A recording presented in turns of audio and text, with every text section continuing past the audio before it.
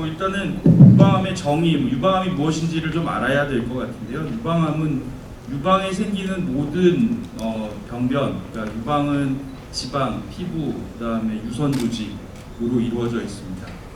그래서 그 어느 곳에 생기던 암이든 유방에 생기면 다 유방암이라고 합니다. 그런데 가장 흔한 거는 유선이라 그러는데요.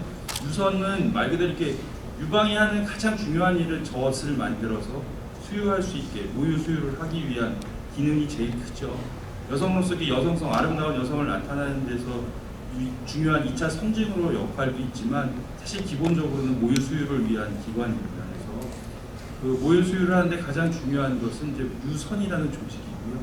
유선이라는 조직은 유엽하고 유관이라는 두 가지 조직으로 이루어져 있습니다. 이 그림이 여기 보시면 그런 내용들이 나와 있는데요. 대부분의 유방암은 한 90% 이상이 유엽이랑 유관에서 유래하는데 그 중에서도 유관이라는 곳, 그러니까 젖이 만들어져서 나가는 길을 유관이라고 하는데요. 유관에서 유래됩니다. 그래서 보통 우리가 얘기하는 유방암이 그 유관에 유래한 유관암, 침륜성 유관암이라고 얘기합니다. 그래서 그런 데서 제일 많이 생기고요. 그 외에도 아까 말씀드린 지방 조직, 피부 조직 어디든 유방에서 생기는 암은 전부 유방암이에요. 암이 무서운 이유는 뭘까요? 암은 전이가 되죠. 그다음에 침륜이라 해서 주변 조직을 막 톡 들어가고, 정상 조직은 어느 정도 생을 다하면 죽고 사멸이 되고 새로운 조직으로 바뀌고 새로운 세포로 계속 대체가 되는데, 암세포는 죽지 않고요. 계속 주변으로 증식을 하면서 크기도 커지고 다른 데로 퍼지고 그럽니다. 그러다 보니까 나쁜 조직이 다 차지하니까 우리가 살 수가 없는 거예요. 걔네들이 영양도 다 공급받고 뼈나 다른 장기 가서도 얘네들이 잘 차지하면 필수 기능들을 할 수가 없으니까 사람이 죽게 되는 거예요. 암이 그래서 무서운 거거든요. 그래서 그런 암을 제거를 해주고 치료를 해야 되는 거죠. 그래서 그런 것들을 암이라 그러고요. 뭐 다들 아시겠지만 암은 이제 영기암부터 사기암까지를 나눕니다. 5단계 정도로 나는데, 영기암은 모양은 암세포로 모양을 하고 있는데 어떤 집 안에, 우리 안에 갇혀 있는 거예요. 그 나쁜 애들을 우리 안에만 가둬 놓으면 다른 데로 퍼지진 않으니까 그렇게 위험하진 않아요. 사나운 개들도 우리 안에 가둬 놓으면 우리가 밖에서 볼 수 있잖아요. 거기만 없애면 되는 거죠. 근데 이 우리를 뚫고 나오면 얘네들이 어떻게 될지 모르는, 누굴 가서 물고 어떻게 될지 모르는 거예요. 그게 이제 그 주변에 조금만 이렇게 가면 일기고, 그게 이제 동네까지 가서 저기 옆에 동네까지 가면은 이제 이파절 전이가 됩니다. 근데 요즘에 멧돼지 때문에 난리잖아요. 아프리카 돼지열병. 걔네들이 산을 타고 다른 동네까지 지역에 넘어가면 전이가 되는 거죠. 서울을 지나서 강원도까지 가면 전신전이가 되는 거예요. 그렇게 되면 이제 무서워지는 거죠. 그럼 이제 그게 사기인 거죠. 그렇게 되는데, 유방암 같은 경우에는 뼈나 폐나 간이나 이런 중요 장기로 전이가 잘 돼요. 심지어는 이제 어떤 타입의 유방암도 여러 종류가 있는데 뇌 같은 데도 전이가 잘 됩니다. 굉장히 중요한 장기죠. 폐가 없으면 숨을 쉴 수가 없고, 간이 없으면 해독이 안 되니까 죽고, 뼈가 없으면 이렇게 뼈가 흐물어지니까 서 있을 수가 없게 되겠죠. 뇌를 전이가 되면 뇌가 모든 걸 컨트롤하는데 뇌가 그런 기능이 없어지니까 사망하게 되는 무서운 병이죠. 이제 무서운 얘기만 드렸는데 사실 근데 그렇게 또 무섭지는 않습니다. 유방암은 우리나라는 5대암 검진에 유방암이 있어요. 그 여성분들이 핑크리본 캠페인이나 저희가 유방암 홍보의사도 많고 이런 거 열심히 하고 있어서 다들 검진 잘 받으시고 자가검진 열심히 하셔서 대부분은 조기, 그러니까 우리가 조기라고 이기암이거든요. 이기암은 국소 전이까지를 이기암이라고 하는데, 국소 전이 정도에서 대개는 발견이 돼요. 증상이 없을 때 유방 촬영에서 발견이 돼요. 유방 촬영에서 만져지지도 않는데 발견이 되면 되게 일기예요. 근데 좀 만져지는 것 같고 겨드랑이도 좀 아픈 것 같고 해서 가면은 되게 한 2기 정도거든요. 근데 그런 경우에 오시면 그래도 치료도 잘 되고 완치율이 90%가 넘어요. 아주 치료가 좋고요. OECD 국가 중에서 우리나라 유방암 치료율은 거의 1, 2위를 다툽니다. 굉장히 치료 잘 돼요. 어느 병원에 가서 치료하셔도 다 잘 돼요. 꼭 국립암센터, 서울대 세브란스 병원 꼭 안 가셔도 유방암 치료에 있어서는 우리나라는 다 표준화되어 있어요. 거의 비슷한 치료를 하고요. 조금씩 각 병원마다 특색이 있을 뿐이지 치료 성적이나 이런 건 다 똑같아요. 괜히 여기저기 병원 찾아다니실 필요가 사실 없어요. 학회에서 이렇게 교육하고 있고 선생님들을 표준화하기 위해서 많은 노력을 하고 있어요. 어디 가서도 같은 치료를 받을 수 있게 하기 위해서. 마음 놓으셔도 되고요. 말씀드렸듯이 이런 거에 대한 이제 자세한 설명들이요. 이렇게 해서 이제 막 퍼지고 그러면 치료가 잘 안 되지만 최근에는 좋은 치료제들이 많이 나오고 수술 기법도 좋아졌어요. 그다음에 유방암도 같은 암이라고 우리가 부르지만 유전적인 성분이나 이런 것들을 요즘에 나오는 새로운 의학 기법으로 조사를 해보니까 다 같은 암처럼 우리는 생각했는데 처음에 종류가 되게 많아요. 한 크게 세 가지로 호르몬 수용체 양성이나 그다음에 아무것도 표적이 없는 삼중 음성암, 헐투라는 게 나오는 헐투암, 이렇게 한 크게 세 가지로 나누는데 나누는 이유는 각각에 대한 치료제가 다 달라요. 호르몬, 유방암은 호르몬 때문에 생긴다고 다들 알고 계시죠? 호르몬, 여성 호르몬에 노출이 많이 되면 유방암이 걸릴 확률이 많아요. 남자들도 가끔 생기는데 남자 유방암 걸린 거 알고 계세요? 네, 남자들도 있어요. 남자들이 생기는 경우는 대개는 어떤 경우냐면 유전적인 질환이 있는 경우가 많아요. 가족력이 많고 유전자 중에 유방암 관련 유전자라 해서 브레스트에서 BR이라는 걸 띄고요. 캔서 이렇게 해가지고 BRCA라는 진이 있어요. 유전자가 있는데 거기에 변이가 있으면 유방암이 잘 생기는데 남자의 경우에도 그 유전자에 변이가 있으면 유방암이 생길 수 있어요. 그래서 남자도 유방암이 안 걸리는 게 아니에요. 굉장히 드물긴 합니다. 전체 유병률의 1%도 미만이고 남자 유방암 걸리는 확률은 낮지만 걸리고요. 걸리면 대개는 자기가 유방암일지 예측을 못하고 있다가 심해져서 오기 때문에 되게 3기 이상 발견되는 경우가 많아요. 치료는 똑같이 여성이나 치료 성과는 좋은데 늦게 발견이 돼서 치료가 잘 안 되는 것 같아요. 그래서 남자도 걸릴 수 있다는 게 되게 중요한 점이고요. 유방암, 그래서 아까도 말씀드렸지만 그런 치료 방법들이나 좋은 치료제들, 그 다음에 여러 가지 의학적 기술을 통해서 다 구분을 해서 거기에 적절한 치료를 해요. 그래서 호르몬 양성인 건 호르몬 치료를 주로 하면 좋아져요. 헐투가 양성인 거는 헐투 타겟이라는 걸 막아주는 치료를 하면 좋아져요. 삼중 음성암이 지금 문제인데 타겟이 없어요. 뭔가 우리가 치료할 표적이 없기 때문에 그런 경우에 독한 우리가 아는 항암제, 머리 빠지고 이런 걸 써요. 근데 그것도 조금 달라서 그런 중에서도 여기가 아주 좋은 애가 있고 아주 극단적으로 나쁜 애가 있어요. 요즘에 그런 것들 저희가 구분하기 위해서 많은 연구를 하고 있는데 조만간에 그런 것들도 저희가 더 정확한 정보를 알게 되고 치료할 수 있게 되리라고 기대하고 있습니다. 좋은 항암제들도 많이 나오고 있어서 그래서 유방암이 누가 본인이 걸리셨거나 혹은 주변에도 걸렸다고 해도 절대 실망하실 필요 없고요. 적극적으로 의료진에 따라서 치료 받으시면 좋은 성과를 얻을 수가 있습니다. 그리고 옛날에 유방암 걸리면 다 유방 뛰는 줄 아셨죠? 요즘에는 유방을 대개는 보존해요.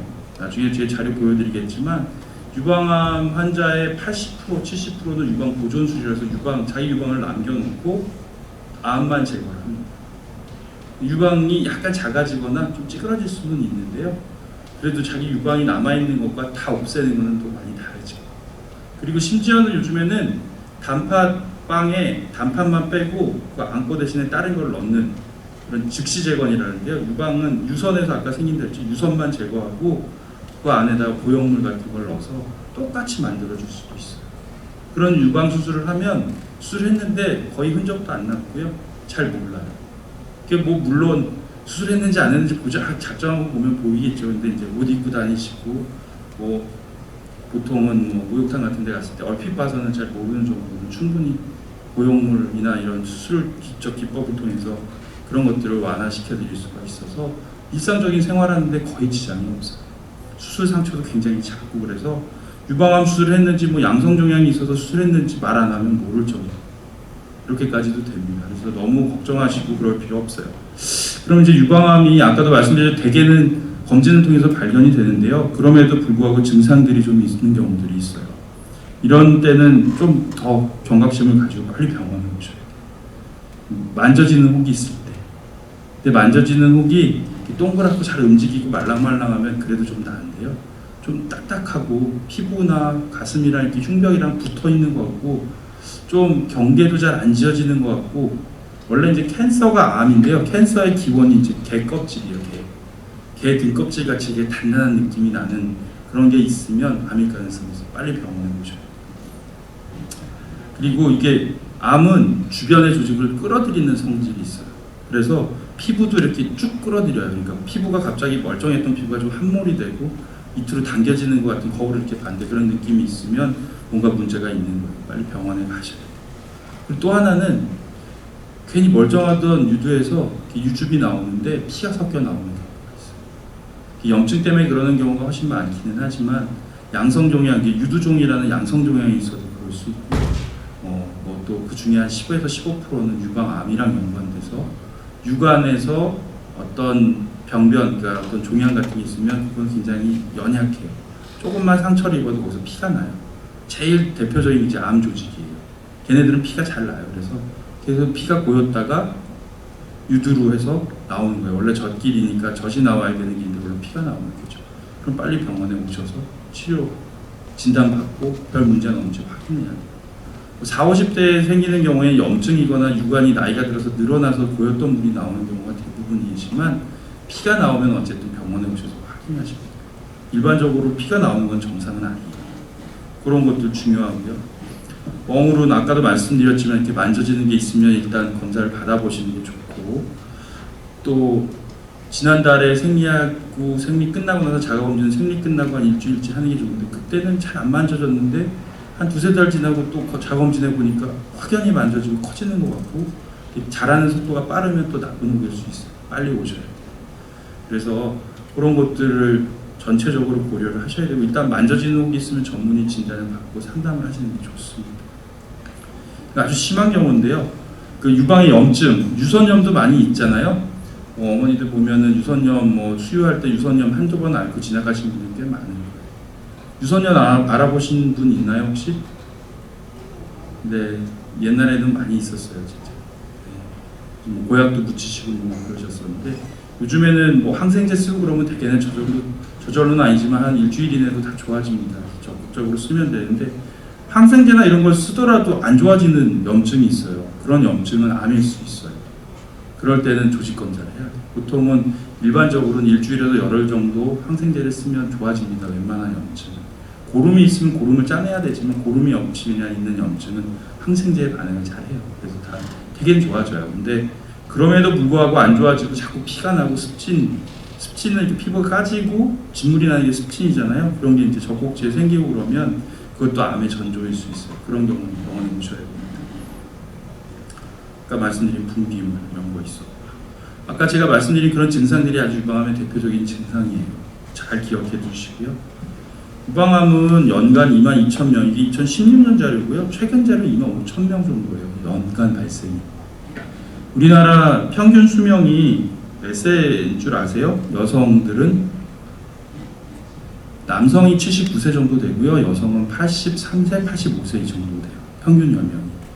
그렇게 사실 때 10명 중에 몇 명이 유방암이 걸릴까요? 한번 맞춰보실까요? 10명 중에 몇 명이나 걸릴 것 같으세요? 이거 계산하시고 계세요? 대개는 18명 중에 1명이니까요. 10명이면 한 2~3명 정도 되는 거예요. 이렇게 어머니들이 10명이 85세가 되면 그 중에 3명은 유방암, 2명이나 2.5명에서 3명이 유방암이라는 거죠. 굉장히 많은 숫자죠. 그리고 특히 여성들 많이 오래 사시고 남성보다 오래 사시고 요즘 여성들은 또 특성상 유방암이 잘 걸릴 수 있는 요인들이 많아요.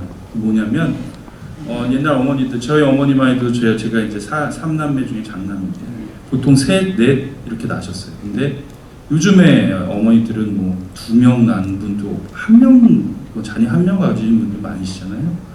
뭐 제 후배들이나 제 제자들 보면은 1명 혹은 뭐 1명도 안 낳는 친구들도 많더라고요. 이제 유방암 아까 여성 호르몬 중요하다고 했는데 유방암의 중요한 요소 중에 하나가 여성 호르몬인데 여성 호르몬이 오랫동안 유방에 작용을 하면 유방암이 걸릴 확률이 높아져. 근데 여성 호르몬을 오랫동안 노출시킬 수 있는 그런 조건들이 뭐냐면 초경을 빨리 하고 폐경을 늦게 하고 자녀를 덜 갖고 그다음에 초산 연령이 늦은 경우에 수유를 하지 않았을 때 뭐 이런 것들이 유방 자체가 에스트로겐이라는 여성 호르몬의 노출을 길게 만드는 요소들이에요. 그런 것들이 있으면 아무래도 유방암이 걸릴 확률이 올라가는 거죠. 또 하나는 이제 폐경 후에 호르몬 치료, 여성 호르몬, 골다공증 예방이라든지 갱년기 증상 때문에 호르몬 드시는 분들 많죠. 요즘에는 뭐 약은 싫으니까 난 석류나 뭐 논이 뭐 이런 거 많이 드세요. 뭐 홍삼 액기스, 화해락 이런 거 막 좋아하세요. 막 드시는데 거기 다 여성 호르몬이 들어있어요. 그게 이제 요즘에 최근 데이터가 계속 나오는데 옛날에는 5년 이상 먹으면 위험하다. 그리고 혼합제로 여성 호르몬 중에 프로게스테론, 에스트로겐, 옥합제가 더 위험하다. 에스트로겐을 저용량으로 꾸준히 먹는 거는 괜찮다 뭐 이랬는데 요즘에 결과가 계속 나오고 있는데 에스트로겐만 단순 먹는 것도 5년 이상 먹는 건 위험해요. 유방암 유병률을 한 2배 정도 올려요. 그렇기 때문에 정말 필요하시면 어쩔 수 없이 먹어야 되겠죠. 5년 이내로 짧게 먹어요. 오래 먹는 건 절대 권장하지 않습니다. 그리고 먹는 동안에는 유방검진을 1년에 한 번은 반드시 받으셔요. 혹이 있거나 그런데도 반드시 먹어야 되는 경우가 있어요. 그런 경우는 6개월에 한 번씩 검사하셔요. 그런 것들을 잘 유념하시고 드시면 괜찮지만 그렇지 않고 그냥 무작정 나는 젊어질 거야, 난 여성으로서 이걸 유지하고 싶어, 무작정 막 10년씩 먹는 분들도 간혹 있어요. 근데 컨디션도 좋고 피부도 좋아지거든요. 사실 뭐 혈압 조절도 잘 되고 여러 가지 좋은 점도 사실 있어요. 뼈 골다공증 예방도 되고. 그렇다고 무작정 드시면 유방암에 있어서는 안 좋아요. 그 유방암을 보자면 안 드시는 게 좋습니다. 유방암은 제가 이 다음에 말씀드린 갑상선암이랑 둘이서 경쟁해요. 누가 1, 2, 1위를 할 건지. 불과 한 3, 4년 전만 해도 갑상선암이 여성암 1위였는데 검진하는 거를 하지 못하도록 권고하고 있어요. 갑상선암은 예후가 좋은 암이라 검진까지는 필요 없다. 나중에 증상이 있어서 수술을 하더라도 생존율이나 뭐 그 전에 찾아서 하는 거나 크게 다름이 없다. 그래서 증상이 있으면 진료하도록 하지 이렇게 유방암처럼 조기 검진을 권장하지는 않아요. 그래서 요즘엔 검진이 좀 줄어들고 있어서 유방암이 더 많아진 것 같이 보이기는 해요. 그게 뭐 있던 게 없어진 건 아니고. 근데 어쨌든 그런 의미가 있고요. 말씀드렸듯이 이렇게 2015년까지 보니까 22,000명까지 늘었고 이제 4년이 또 지나니까 25,000명이 됐어요. 엄청 많이 늘고 있어요. 이건 잘 사는 나라일수록 식생활이나 이런 식이 습관이 서구화될수록 여성들의 평균 여명이 길어질수록 많아지는 암이에요. 잘 사는 나라에서 생기는 암이 유방암이에요. 반면에 못 사는 나라에 생활 환경이 좋지 않고 이런 여성들이 많이 걸리는 암은 뭘까요? 자궁경부암이에요. 그거는 이제 위생이나 감염하고 연관이 돼요. 요즘에는 뭐 자닥신 이런 여러 가지 뭐 유두종, 인간 유두종 바이러스 예방제가 나와서 많이 맞고 있죠. 젊은 여성들 많이 맞고 저희 딸, 저도 딸이 둘인데 다 맞췄어요. 그런 것들을 통해서 예방할 수 있는데 이게 못 사는 나라들일수록 그런 병들이 많아요. 이제는 많이 알려져서 좀 많이 예방이 되고 있지만 유방암은 그렇지만 우리가 뭐 아직까지는 백신이 있는 것도 아니고 어떻게 할 수가 없어요. 조기 검진하는 수밖에 없어요. 원인이라고 알려진 것들이 몇 개 있지만 절대적인 걸 막을 수 있는 방법은 지금 없기 때문에 잘 검진하셔야 돼요. 우리나라는 좀 특이하게 서양에서는 60대가 제일 많은데 우리나라는 40대가 제일 많습니다. 최근 조사에 따르면 이제 저희가 곧 학회에서 발표할 건데 50대가 더 많아지고 있어요. 지금 40대하고 50대가 비슷비슷해요. 40대인데 여기 대부분은 40대에서도 한 49세 정도, 48세, 49세가 많고요. 그 다음에 50대로 가면 50대 초반이 많아요. 근데 우리나라도 이렇게 쭉 이게 그래프가 이쪽에서 저쪽으로 이동하고 있어요. 80대 쪽으로. 그래서 보통은 외국에서는 60대가 제일 많습니다. 서양, 미국이나 일본도 그래요. 일본도 우리나라 비슷했다가 이제 이렇게 가요. 그러니까 어머님들 저희 외래에 오셔서 나는 나이가 이제 70인데 무슨 유방암이야 그러는데 이제 뭐 만져지는 거 있어서 보면 유방암인 거죠. 원래는 나이가 들면 더 많이 생기는 거예요. 40대에 생기는 암이 아니라. 우리나라 이제 생활상 옛날에 6.25도 지나고 막 어려웠던 분들이 이제 지금 70대, 80대시잖아요. 그분들은 많이 돌아가시기도 했고 그런 분들은 젊었을 때 초경도 좀 늦고 뭐 여러 가지 이런 아이도 많이 낳고 그렇기 때문에 유방암이 잘 안 걸리는 것 뿐이지 지금의 40대가 60세가 되면 한 20년이 지나면 유방암이 훨씬 더 많아질 거라고 예상하는 거죠. 검사를 더 잘해야 되는 거예요. 이 연령대가 이렇게 옮겨가는 거예요. 주는 게 아니라. 이 나이대가 제가 이제 돼지띠인데 이 나이대가 아이도 많고 되게 많단 말이죠.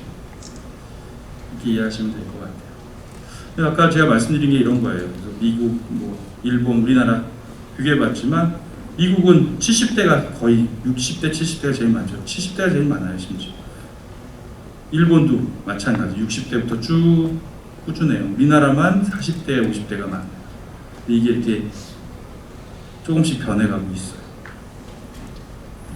폐경 전후에 따른 유방암 비교 이렇게 좀 봤는데요. 옛날에는 폐경 전 유방암이 꽤 많았어요. 근데 2015년 보니까 역전이 됐죠. 폐경 후가 더 많아졌어요. 지금은 더 그래요. 폐경 후가 더 많아졌어요. 이게 정상적인 거예요. 그래서 폐경 후에 검사 더 열심히 하셔야 돼요. 저희가 권장하는 게 40세부터인데요. 2년에 한 번씩 유방 촬영하시도록 하는데 혹이 있으면 2년이 아니라 1년에 한 번씩 하셔야 되고 초음파 검사도 꼭 같이 하셔야 돼요. 우리나라 여성들은 특성상 유방이 많이 단단해요. 치밀해서 엑스레이만 갖고는 정확하게 검사하기가 좀 어렵고 제한되는 점이 되게 많아요. 초음파 검사 같이 하시면 훨씬 더 많은 정보를 얻을 수 있고 정확하게 검사할 수가 있어요. 유방암 분포도 제가 아까 말씀드렸지만 2기까지가 초기라고 하면은 2기까지가 거의 60%가 넘어요. 그리고 3기도 일부 있고 3기도 A, B, C로 나누는데 3기의 A는 조기 유방암으로 넣어서 치료가 아주 좋아요. 그래서 3기 A까지 넣으면 거의 70% 이상이 조기 유방암이에요. 이게는 60% 이상이고 4기는 거의 없고요. 1% 정도밖에 안 되고요. 그래서 2기까지를 포함하면 거의 80%가 넘네요. 제가 그래프 좀 설명 잘못드렸는데 여기 핑크빛, 진한 핑크빛이 2기니까요. 2기까지 조기 유방암이라고 치면 거의 80%가 넘습니다. 90%가 조기 유방암이에요. 이렇게 조기 유방암이 많은 거는 국가 검진을 아주 잘하고 있다는 얘기고요. 이렇게 조기에 발견이 되면 치료율도 높고 생존율도 높일 수 있다는 거예요. 그러니까 굉장히 좋은 결과이고 우리나라 열심히 하고 있다는 거예요. 굉장히 높아서 91%잖아요. 그래서 치료 잘 되고 있고 잘 검사 받고 있다는 말씀입니다. 수술 방법도 제가 아까 말씀드렸듯이 보존술이 많이 늘었고 이제 전절제는 줄어들고 있어요. 생존율 완치율 높아지고 재건수술에서 삶의 질도 많이 향상시켰어요. 예방법은 아까도 말씀드린 노출기간 줄이고요. 다 똑같은 얘기예요. 비만이 중요한데요. 폐경 여성에서 비만이 중요해요. 왜냐하면 여성 호르몬이 젊었을 때는 생가임기 여성들은 난소에서 여성 호르몬이 나와요. 근데 폐경이 되면 난소가 기능을 안 하잖아요. 그럼 여성 호르몬이 어디서 나올까요? 만들어져요. 그게 아드레날이라서 부신이라는 데서 남성 호르몬 전구체가 나와요. 그게 이제 변환이 난소에서 되기도 하고 간에서 되기도 하고 피부에 있는 피하 지방에서도 돼요. 근데 여성에서는 제일 많이 되는 데가 피하 지방이에요. 비만한 여성들은 되게 지방이 많잖아요. 체지방률이 높은데 거기서 그 호르몬을 다 여성 호르몬으로 바꿔요. 그러니까 호르몬의 영향을 받게 되는 거죠. 그러니까 유방암이 많이 걸려요. 그러니까 폐경된 분들은 체중 관리 더 열심히 하시고 운동 열심히 하셔야 돼요. 그래야 유방암 유병률을 좀 낮출 수가 있어요. 술 그다음에 요즘에 여성 음주도 많아서 술 많이 드시더라고요. 술은 권장하는 건 일주일에 2잔 이하예요. 맥주든 소주든 양주든 와인이든 2잔 이하로 드셔야 돼요. 그 이상은 안 좋아요. 담배 당연히 안 좋고요. 호르몬 드시는 거 안 좋습니다. 유전성 아까 얘기한 BRCA 유전병이 있거나 가족력이 있는 경우에는 고유형분이에요. 더 적극적으로 검진하시고 병원에 오셔야 돼요. 이런 내용들 아까 제가 말씀드렸던 다 그런 내용들. 건강한 식이비, 육체활동 이건 어떤 암이든 마찬가지예요. 다 똑같아요. 스트레스 받지 않고 규칙적인 생활, 그다음에 건강한 식이생활, 섬유질 되게 중요해요. 섬유질 많이 드셔야 되고 비타민 D도 중요합니다. 비타민 D 항암 효과도 있고 골다공증 예방도 비타민 D 보충하셔야 되고요. 몸에서 다른 건 웬만한 건 다 만들고 음식을 통해서 섭취할 수 있는데 비타민 D는 섭취가 되게 어려워요. 해를 많이 보고 그러면 몸에서 자체 만들어진다는데 우리나라에서는 특성상 이렇게 피부 까매지는 거 안 좋아하시고 선탠도 별로 안 하시고 그래서 이거는 꼭 좀 보충제로 드실 수 있으면 드시는 게 좋습니다. 비타민 D 드시고 그 다음에 육체적 활동을 여기서 하라는 거는 일주일을 기준으로 했을 때 한 이틀 정도는 땀에 흠뻑 젖을 정도 심박수가 120회 이상 올라가는 운동을 하루에 30분 이상 일주일에 2번 정도를 하셔야 돼요. 권장하는 적절한 운동, 육체 활동이에요. 그 다음에 체중 유지하는 거 되게 중요하고요. 이게 꼭 비만은 안 좋겠죠. 저체중도 안 좋아요. 너무 체중이 낮은 것도 안 좋아요. 적절한 체중을 잘 유지해야 되는데 약간 과체중에 가까운 정상 체중이 좋기는 해요. 우리 여성들은 좀 이렇게 스키니하고 따신한 거 좋아하시는데 나이가 좀 드시면 그것보다는 약간 과체중 정도로 비만은 아니고 정상에서 과체중 사이 정도가 제일 좋고 제일 오래 사신대요. 그러니까 그런 정도 유지하시면 좋을 것 같아요. 네, 진단은 저희가 이것까지 드릴 필요는 없을 것 같은데요. 어쨌든 30세, 20세 여성들도 마찬가지인데 매월 자가검진을 잘 하셔야 돼요. 자가검진 잘 할 수 있는 기간은 생리 끝나고 일주일째, 그때가 제일 좋아요. 그때 이제 충분히 만져보시는데요. 여러 가지 포즈를 취해야 되는데 거울을 일단 자기 거울을 보세요. 유방이 이전이랑 모양이 달라지잖아요. 한쪽이 너무 커지거나 삐뚤어지진 않는지 대칭이 잘 맞는지 이런 거 보시는데 이렇게 차렷하고 보시고 손 올리고 이렇게 두 가지 자세를 취하는 이유는 차렷했을 때 잘 보이는 부위하고 손을 올렸을 때 잘 보이는 부위가 달라요. 팔을 이렇게 당기면 이 밑에 쪽이 이렇게 당겨지면서 이렇게 유방이 펴지기 때문에 더 잘 보일 수 있는 부분이 있어요. 그래서 이제 두 가지 자세로 해서 보시고요. 그 다음에 제가 얼마 전에 KBS 라디오 가서 자가 검진할 때 오른쪽 유방은 왼손으로 하세요 그랬더니 이렇게 오른손으로 계속 하셨다 그러더라고요. 잘 안 만져지거든요. 그러니까 손을 들고 이렇게 동심원을 그리면서 충분히 젖꼭지에서 바깥으로 나선형으로 나가고 그 다음에 다시 한번 겨드랑이부터 다시 이렇게 안으로 들어오면서 만져보시면 제일 좋아요. 촘촘히. 유방이라고 하면 여기 우리 쇄골부터 이 유방 유선이 이렇게 떨어지는 부분, 갈비뼈 이렇게 끝나는 부분, 겨드랑이는 가운데 정중외과선이라는 데까지가 다 유방. 거길 전체를 다 겨드랑이까지 해서 만지셔야 돼요. 예, 젖꼭지 주변만 이렇게 만지면 되는 건 아니에요. 충분히 이렇게 검사를 해주셔야 되고요. 양쪽을 다. 그리고 누워서 보시면, 누워서 팔을 올리면 이 유방이 제일 평평해지기 때문에 혹이 잘 만져져요. 베개 같은 거 뒤에 어깨 뒤에 끼고 하면 이렇게 하면 혹이 있다면 제일 잘 만질 수 있는 자세예요.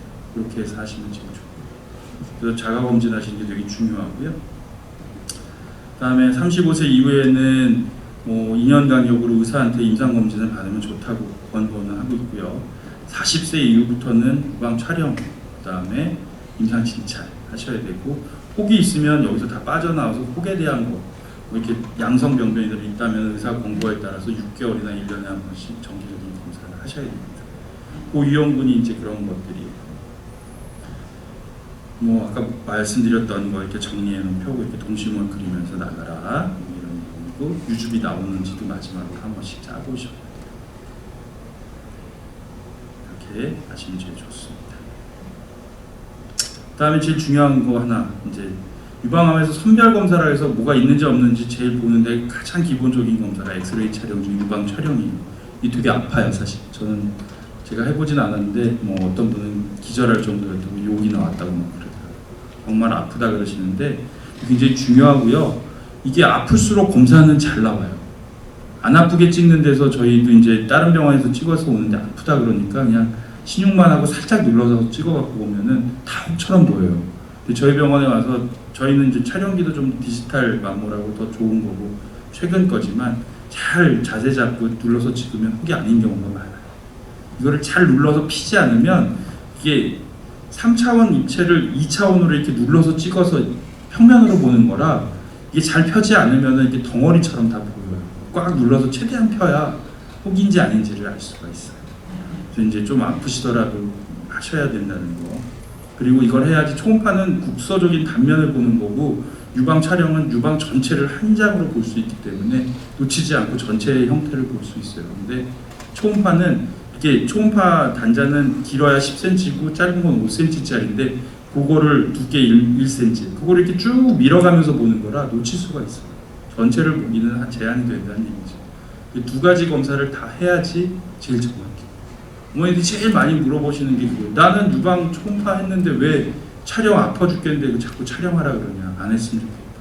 꼭 필요하다는 말씀이에요. 그리고 거기서 뭔가 문제가 있고 병변이 있으면 이런 지금 말씀드린 검사, 세침흡입 세포검사, 총생검, 혹은 맘모토, 진공흡입 생검이라는 이런 것들을 통해서 조직을 얻어서 암인지 아닌지 확진하는 거예요. 여기서 암이 나오면 암 수술을 하는 거고요. 양성종양으로 나오면 경우에 따라서는 수술하고 어떤 경우에는 추적 관찰할 수도 있어요. 주치의하고 상담하시고 암 치료 방법들은 뭐 자세하게 아실 필요는 없을 것 같고요. 대개는 국소 치료로는 수술과 방사선 치료, 그다음에 전신 치료로는 항암 치료, 항호르몬 치료, 표적 치료, 허셉틴이라는 뭐 이런 약들을 가지고 치료하게 됩니다. 이런 것들의 조합이고요. 병기나 환자 상태에 따라서 이런 것들을 조합하는 건 굉장히 다양해요. 유방 유선을 전절제할 수도 있고, 임파절도 옛날엔 다 띄었는데 요즘엔 감시름 부절에서 의심되는 것만 띄어서 전이 있는 점인지 확인해요. 그런 이유는 옛날에 임파절을 다 띄었더니 팔이 코끼리 팔처럼 이렇게 막 두꺼워지는 임프 부종이 막 생겼어요. 그럼 굉장히 고통스럽고 아프고 좋아지질 않아요. 팔을 쓸 수가 없어요. 손을 주먹을 쥘 수도 없어져요. 그래서 최대한 그런 걸 좀 막아보자 해서 나온 수술 방법인데, 여기서 없으면 괜찮은 거거든요. 그래서 이런 것들 통해서 수술 최대한 줄이고 환자들이 삶에 있어서 삶의 질을 유지할 수 있도록 많이 노력하고 있어요. 방사선 치료는 유방을 보존을 해놨더니 남아있는 유방에서 유방암이 생길 확률이 좀 있는 거예요. 그래가지고 저희가 오랫동안 연구를 해보니까 그럼 전절제를 하는 거랑 거기다가 조금만 띄고 방사선 치료하는 거랑 비교해보니까 똑같더라. 그래서 방사선 치료를 해요. 보통은 그 남아있는 유방 전체에 하는데요. 33회가 원래 기본이었는데 요즘엔 기계들도 좋아지고 기법이 좋아서 19번 매일 와서 하는데 한 4주 정도 하시면 다 치료는 끝납니다. 항암 하고 싶지 않아 하는 분들 많죠. 근데 암이 재발할 가능성이 있기 때문에 임파절 전이가 있거나 종양이 너무 크거나 그런 경우에는 전신보조요법이라고 해서 항암을 해서 혹시 피 속에 떠다니거나 어디에 숨어 있을지 모르는 암을 다 죽이는 그런 치료법이에요. 굉장히 중요한 거고 재발을 막아주는데 굉장히 좋은 치료예요. 심지어는 요즘에는 수술 전에 항암을 해서 종양 크기를 줄이고 병을 아주 줄여가지고 유방을 보존하거나 그다음에 얘가 항암제에 얼마나 반응하는지 이런 것들을 보기도 해요. 이런 치료들을 조합합니다. 호르몬이 중요하기 때문에 항호르몬제 꼭 써야 되는데 대개 한 60-70%의 여성에서 호르몬 수용체 양성 유방암이에요. 대개는 5년에서 10년 정도를 복용하게 됩니다. 예방적으로. 표적 치료제 요즘에 최근에 나온 좋은 약들이 많아서 이런 약들은 치료 효과는 아주 좋은데 부작용이 별로 없어요. 근데 굉장히 고가예요. 최근에 나온. 보통 뭐 지금은 보험이 많이 되는데 보험 안 될 때는 이거를 허셉틴이라는 거 18번 맞는데 사이클 끝내면 그랜저 값이 들어가고요. 요즘에는 허셉틴이라는 거랑 퍼주테라는 같이 하면은 보통 한 8천만 원 정도 들었었어요. 요즘에는 근데 보험에서 다 해줘. 우리나라 되게 좋은 나라라 보험에서 많이 해줘요. 그래서 보험에서 해주면은 뭐 한 500만 원 이내로 다 할 수도 있어요. 적극적으로 이제는 많이 보험이 커버를 해주고 있어서 좋은데, 그럼에도 불구하고 보험이 안 되는 부분도 아직 일부 있어요. 뭐 더 걸리기 쉬운 사람이 있나요? 이런 것들은 아직 저희가 또 갑상선을 해야 돼서 넘어가고 있다 질문으로 갖도록 하겠습니다. 이제 다음 꼭지 이제 갑상선암인데요. 갑상선은 이제 이 갑이 방패 갑자라 방패처럼 생긴 샘이라는 얘기고요. 이게 목에 있어요. 그래서 목에는 이제 갑상설이라 그래서 이제 방패 모양의 뼈가 있고 그 밑에 바로 붙어 있는데 갑상선이라는 샘이 있는데요. 뭐 나비처럼 생겼다고도 하고 하는데 거기서 하는 기능은 신진대사를 조절해요. 뇌하수체에서 나오는 갑상선 자극 호르몬을 통해서 이것들이 갑상선 기능을 더 증진을 시키지 떨어뜨리지. 자고 있는 동안에는 갑상선이 별로 할 일이 없겠죠. 신진대사가 좀 다운되고 심장 박동수도 느려지고 호흡도 천천히 하지만 내가 뭐 막 긴급한 일을 할 때는 뭔가를 막 힘을 내야 되기 때문에 막 세포들이 일을 하고 힘을 내야 돼요. 그럴 때는 갑상선 호르몬이 분비가 되면서 일을 하게 해주는 거예요. 근데 그게 일변화가 있더라도 어느 레인지 안에서 적절하게 통제가 되고 일을 해야 되는데 그런 것에서 이제 벗어나면 이제 갑상선 기능 항진이나 저하가 되죠. 이게 원인은 이제 자가항체나 이런 어떤 자가 면역적인 문제들 때문에 생기는 경우가 많아요. 그건 이제 일반적인 갑상선 질환들이고요. 근데 또 하나 우리가 중요한 거는 갑상선도 이런 세포들, 샘들은 자꾸 자라고 없어지고 이걸 반복하다 보니까 혹이 잘 생겨요. 대개는 양성종양이라 별 문제가 없는데 어떤 기능을 하는 선종 중에 이게 호르몬을 막 분비하는 그런 세포도 있는데 그런 건 암은 아니지만 수술이나 뭐 다른 걸로 치료를 해야 돼요. 근데 기능도 없으면서 막 커지는 혹들이 있어요. 그런 혹들이 대개는 암이에요. 그래서 갑상선 검사를 했어요. 모두 목에 좀 뭐가 만져져, 목소리가 쉬어, 이런 게 이제 되게 대표적인 증상이거든요. 갑자기 누가 이렇게 보더니 뭐 목이 좀 부은 것 같아요. 여기가 좀 이상하게 보이는데 그 병원 가보세요. 이렇게 해서 오신 분이 많아요. 초음파에 보면 갑상선에 혹이 있어요. 갑상선 기능 검사인데 기능은 정상이에요. 그러면 이제 좀 문제가 있는 거예요. 그래서 그런 경우에는 크기나 초음파상의 모양 이런 걸 봐서 조직 검사를 할 건지 말 건지 추적 검사를 할 건지 결정을 해야 돼요. 그래서 이제 진단을 통해서 암이면 수술하고 암이 아니면은 다른 치료법 혹은 경과 관찰을 하게 되죠.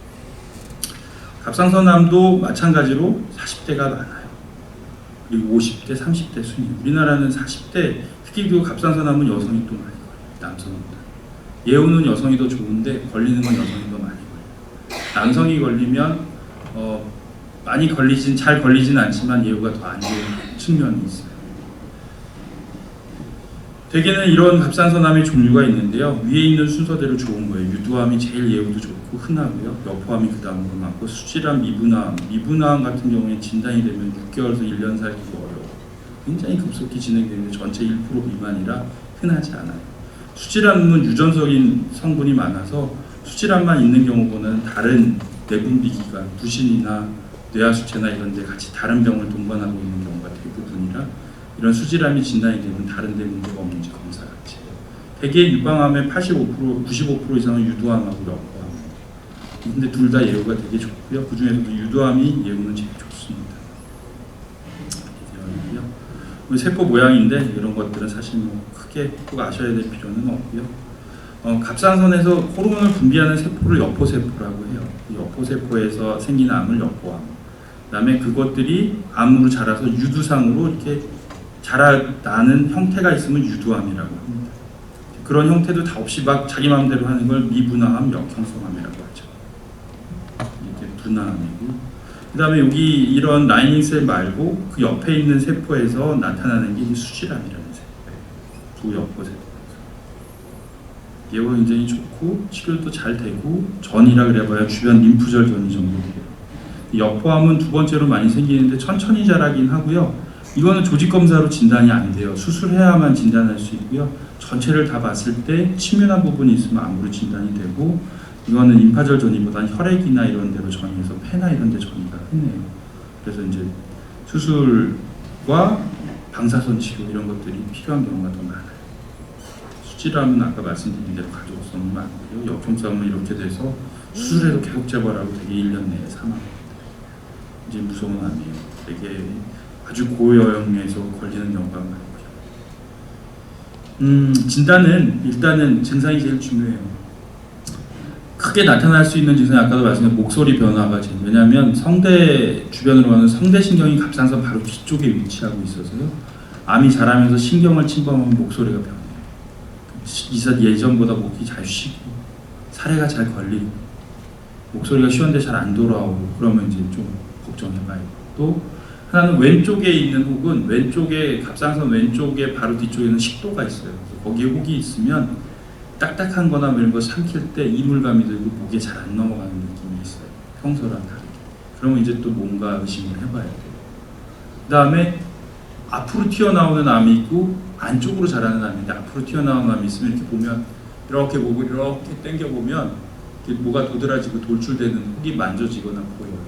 그러면 이제 그런 게 되게 1cm 이상이 되어 보이거든요. 그러면은 문제가 있는 거니까 검사를 해보셔요. 갑상선암에 우리가 의심할 수 있는 그런 증상들이, 혹은 갑상선에는 별게 없는데 주변에 있는 림프절이 커져서 목 주변에는 림프절이 되게 많거든요. 대개는 이제 염증이나 감기 때문에 커지는 경우가 많지만 암이 있어도 커지고요. 그런 거는 염증이 좋아져도 되게 딱딱하면서 좋아지질 않고는 계속 남아있어요. 그런 림프절이 커져 있는 게 있으면 검사를 한번 받아보시는 게 안전해요. 그게 어떤 원인 때문에 그런 건지 갑상선을 포함해서 목 전체를 이렇게 중요하고요. 검사하게 되면은 요즘에는 가장 쉽게 편하게 할 수 있는 검사는 초음파 검사예요. 혈액 검사하고 초음파 검사에서 기능은 어떤지, 혹의 유무, 혹의 모양은 어떤지를 판단할 수 있고요. 수술하기 전에 이제 주변 침윤이나 이런 걸 보기 위해서 CT나 MRI 검사까지 하게 됩니다. 제가 아까 말씀드린 내용들이에요. 통증도 있을 수 있는데요. 호흡곤란 같은 것들도 아까 말씀드렸지만 이제 성대를 침범하면 목소리만 변하는 게 아니라 숨 쉴 때 좀 살에도 잘 걸리고 숨 쉬는 게 좀 불편할 수도 있어요. 이런 내용들. 갑자기 커지는 혹이 있거나 이 갑상설 연골이라는 이 뼈 바로 밑에 방패 모양으로 이렇게 있어서 이렇게 만져보시면 되고요. 다른 사람이 만질 때 뒤쪽에서 이렇게 돌아가서 이렇게 침 삼켜 보세요. 이렇게 만져보면 만질 수 있어요. 너무 세게 누르면 기침하세요. 네, 호르몬 검사 기본적으로 해야 되고요. 초음파 검사에서 확인하고 요즘엔 초음파 기법도 좋고 초음파가 굉장히 좋아져서 초음파로 웬만하면 암인지 아닌지 거의 한 80~90%는 맞힐 수가 있어요. 그래도 확진을 위해서는 세포 검사를 해서 가느다란 바늘로 갑상선에 있는 세포를 혹에 있는 걸 꽈라내서 현미경 검사를 해요. 정상세포는 이렇게 모양이 좋은데 암세포는 이렇게 덩어리 져서 이렇게 군데군데 뭉쳐 있어요.